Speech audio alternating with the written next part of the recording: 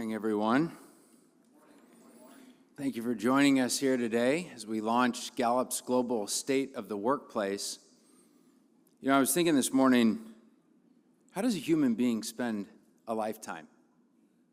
If you had to quantify it in hours or days. So I looked it up. Here's how all of us spend a lifetime. We spend 235 days waiting in line. We spend 115 days laughing. That's 2,760 hours. That's 165,600 minutes.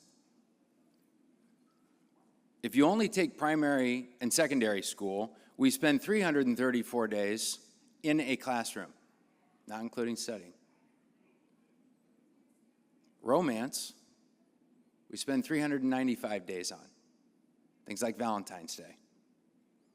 We spend a year and a half on exercising, 3 years on holiday. We spend 4.5 years eating. I was wondering if you were awake.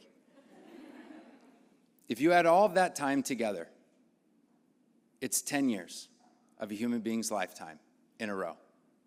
Yet all of those activities combined still do not add up to the amount of time that a human being spends working. According to this estimate, we spend 13 straight years of a lifetime working. That's 4,821 days. That's 115,704 hours. But the question is, if we spend so much time of our life working, then why is it that we have so few metrics on how life at work is going? So we built one. We built a metric, and we did it based on two things. The first one, and I think this should make CEOs and members of boards thrilled, is that the metric that we built, when you improve upon it within workplaces, you actually see a rise in productivity. You actually see a rise in performance or in quality, a reduction in absenteeism or turnover. But the other reason that we built these metrics is for another thing that many executives and a lot of people are talking about today, which is in the improvement in mental health. In workplaces that are run better, where people are highly engaged, you see a 37% reduction in debilitating stress, a 50% reduction in feelings of sadness, a 50% reduction in feelings of anger and feelings of loneliness, and an over 40% reduction in debilitating worry. So when we built this particular metric, and I'll show you it now, those are the benefits that an organization has when they start to improve them. And I give you that context because if you are not familiar with this metric, some of these indicators you're going to look at and say, boy, that seems like a funny thing to measure.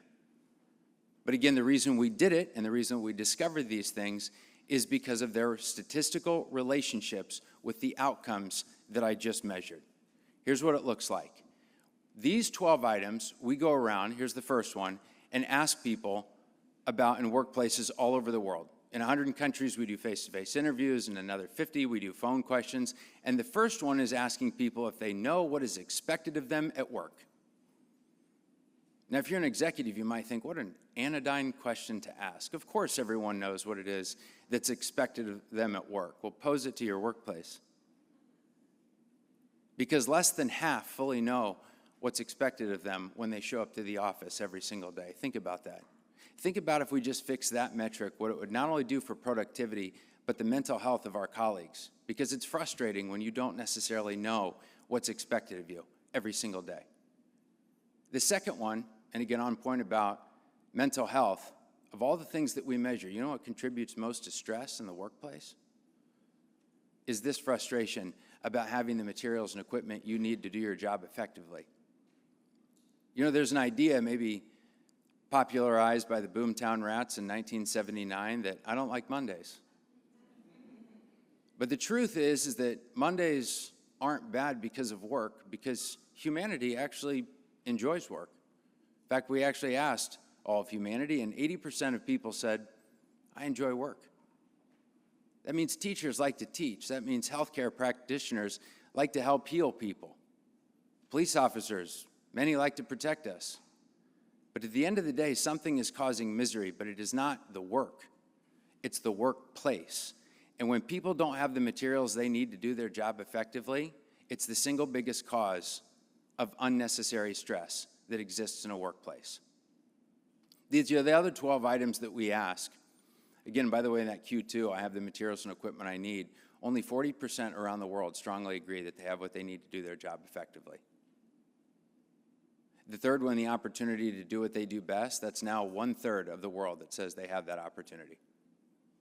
And I'm going to show you a data point now, but if you want to see one that's in free fall in the United States, it's that third one. If there's anything that we could join forces in the public and private sector, and especially with higher education, it would be to drive that item about the opportunity to do what we do best, because there is so much untapped potential right here in the United States.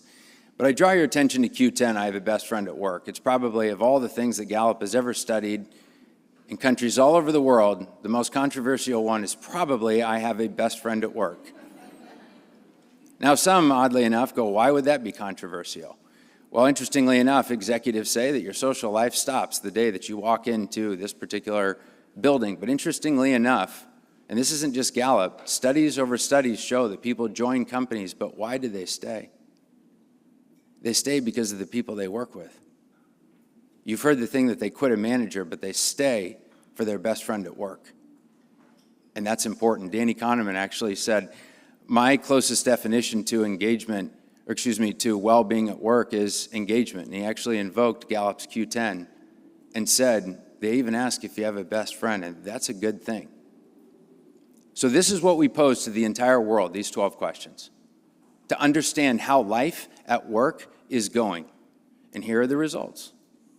So now that we've been tracking this since 2009, we find that the world is actually getting better. As you could see in the earlier video, 23% of workers are now engaged in their jobs.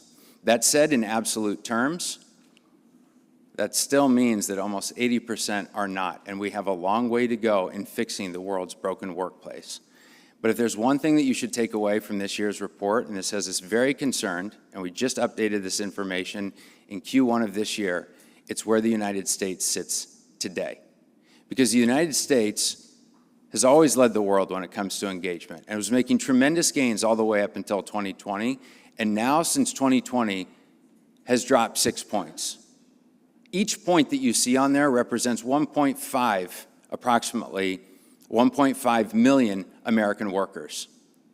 And today they feel a lot worse when it comes to their life at work than they did compared to 2020. Now, I want to leave on just one hopeful note, because we study about 2,500 organizations a year to understand how life at work is going within their workplaces. And again, for those that think, well, work is miserable, it doesn't have to be that way. And in fact, 60 of the organizations that we work with outperform not just the United States, but they outperform the entire world, and many of them are here today. And you can hear from them. Because if we could lead like they do and build workplaces that have this kind of engagement and a great life at work, we could help bring down the world's stress, the world's anger, and the world's sadness in a remarkable way. Thank you for being here with us today and having an interest in our work.